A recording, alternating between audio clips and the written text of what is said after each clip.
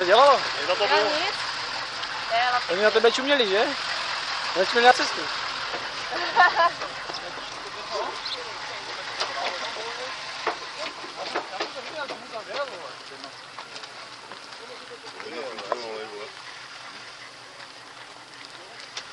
Už to koupil, vole.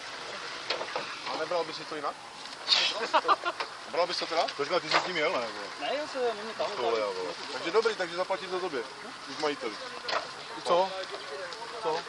No to špičko, to je opravdu. Ty to něho žukl? Ty jsi taky střelil? Hrozná perda. Karel, co bylo? Byla brzdítka.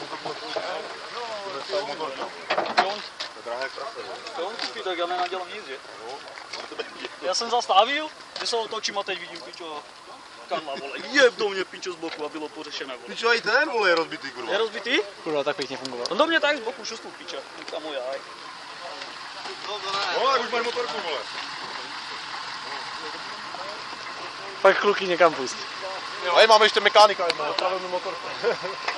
Hoď. Mekánik? Sice Suzuki, no,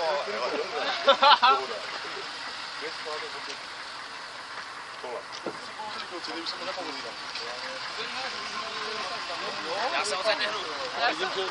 Počkej, jako přesedáme na tady nebo co?